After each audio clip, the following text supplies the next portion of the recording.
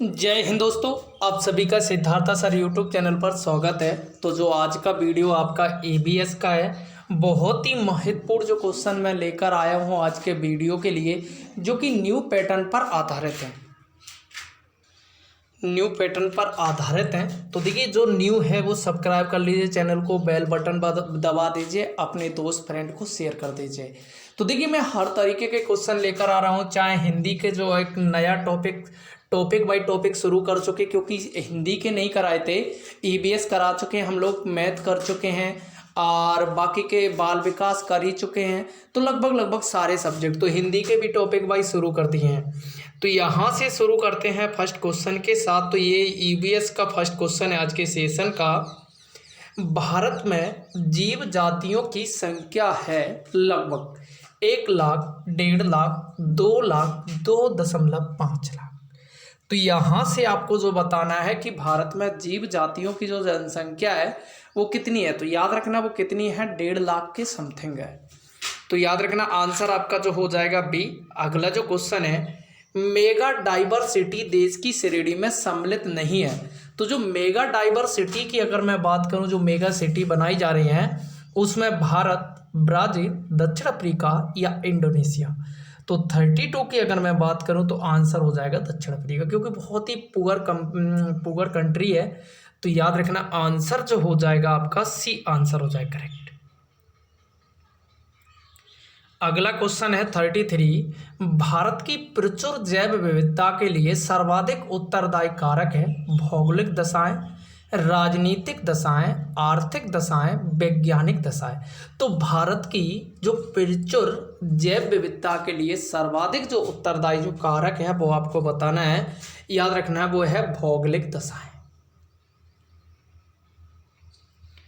Question number 34 है, जैव विविधता की प्रचुरता और क्षेत्र विशेषी जीवों की प्रमुखता वाले संवेदनशील स्थल को कहते हैं। तो देखिए, एक बार मैं फिर से बता दूं, जैव विविधता की प्रचुरता तथा क्षेत्र विशेषी जीवों की प्रमुखता वाले संवेदनशील स्थल को कहते हैं शीत स्थल, तप्त स्थल, हरित स्थल, लाल स्थल। तो 34 का जो आपका आंसर हो जाएगा, इसको कहते हैं, क्या कहते हैं, तप्त स्थल। क्वेश्चन नंबर 35 है, भारत का तप्त स्थल यानी कि हॉट स्पॉट है पूर्वी घाट, पश्चिमी घाट या पूर्वी तट या पश्चिमी तट। तो 35 का अगर मैं बात करूं, ये पश्चिमी घाट, ये यूपी टेट का आया हुआ क्वेश्चन है, सी टेट में भी आ चुका है। तो और मैं इसे लाइव क्लास में भी करा चुका हूं। तो याद रखना है पश्चिमी घाट हो जाएगा करेक्ट। 36 है, सर्वाधिक हॉट स्पॉट किस महाद्वीप में चिन्हित किए गए हैं। तो इन दोनों में से बहुत ज़्यादा क्वेश्चन पूछे जाते हैं कि या तो वो तप्त स्थल पूछ देता है भारत का या एशिया का। तो एशिया या अफ्रीका या दक्षिणी अमेरिका या उत्तरी अमेरिका। तो 36 की मैं बात करूं, दक्षिणी अमेरिका में सर्वाधिक हॉट स्पॉट जो चिन्हित किए गए हैं।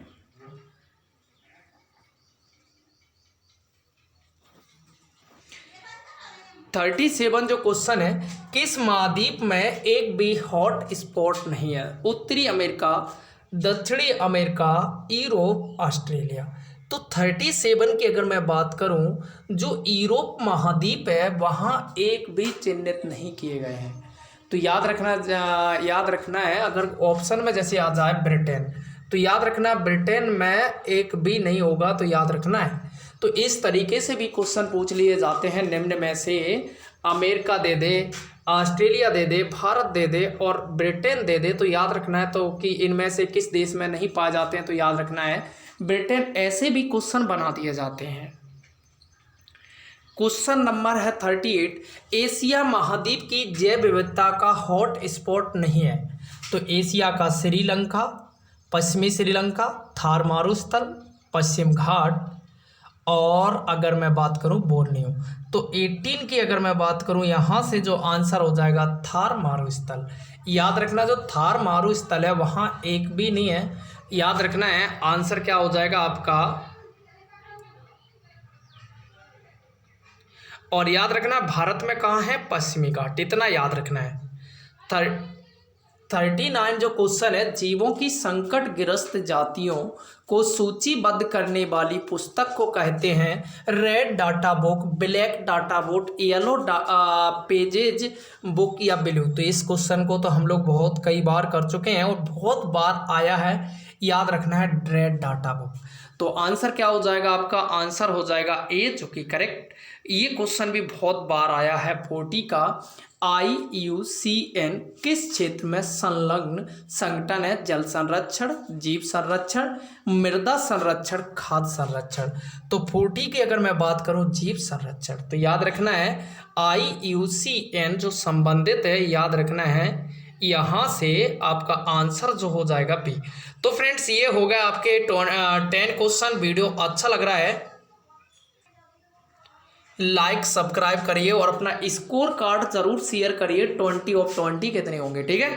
तो चलिए अगला जो क्वेश्चन है, डायनासोर उदाहरण है दुर्लभ जाति, संकटग्रस्त जाति, विलुप्त जाति, दैत्य जाति। तो ये क्वेश्चन बहुत ही सिंपल सा बन जाता है कि जो डायनासोर है वो अभी संसार में नहीं है, तो क्या आंसर हो जाएगा? विलुप्त जाति। 42 क्वेश्चन है, भारत की संकटग्रस्त पादप जाति का उदाहरण है आक, तुलसी, नीम, और ये ऑप्शन है आपका रोहिड़ा। तो जो 42 का अगर आपका आंसर की बात करूं, याद रखना है रोहिड़ा। ये सभी क्या हो जाएंगे? वो पौधे। तो यहां से जो पादप की अगर मैं बात करूं, रोहिड़ा आंसर होता है करेक्ट। भारत का संकटग्रस्त जंतु है नहीं है, बताइए। नीलगाय, काला हिरण, जंगली गधा, कस्तूरी मृग। तो 43 की अगर मैं आंसर की बात करूं, जो भारत का संकटग्रस्त जंतु है नहीं है, तो वो आंसर हो जाएगा नीलगाय।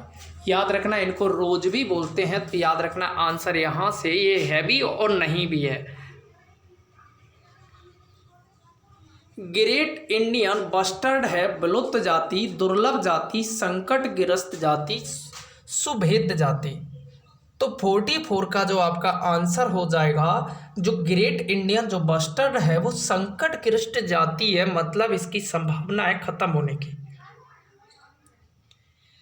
अगला क्वेश्चन है 45, निरंतर ह्रास के कारण शीघ्र ही संकटग्रस्त की श्रेणी में आने की आशंका वाली जाति को कहते हैं दुर्लभ जाति, भयग्रस्त जाति, सुभेद्य जाति, विलुप्त जाति। तो 45 का जो आंसर हो जाएगा, इस तरह की जो ह्रास के कारण, निरंतर यानी कि कमी होने के कारण संकटग्रस्त की श्रेणी में आने को, इसको बोलते हैं सुभेद्य जाति। 47 का आंसर, स्वस्थाने संरक्षण का उदाहरण है टाइगर प्रोजेक्ट, एक्वेरियम, चिड़ियाघर, ग्रीन हाउस। तो 46 का जो आपका आंसर हो जाएगा टाइगर प्रोजेक्ट।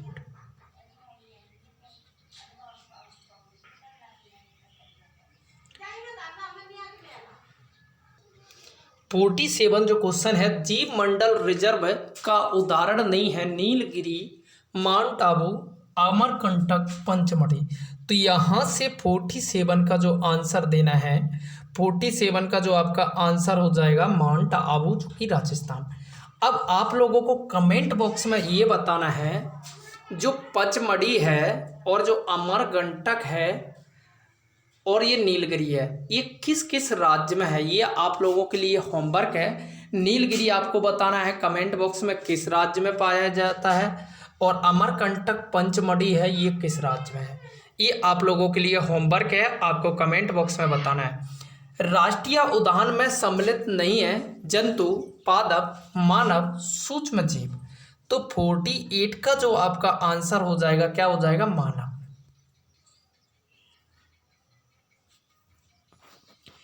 49 है, बहिर्स्थानीय संरक्षण का उदाहरण है जीव मंडल रिजर्व, राष्ट्रीय उद्यान, अभयारण्य, जंतुआलय। तो बहिर्स्थानीय संरक्षण का जो उदाहरण है, तो 49 का जो आपका आंसर हो जाएगा जंतुआलय।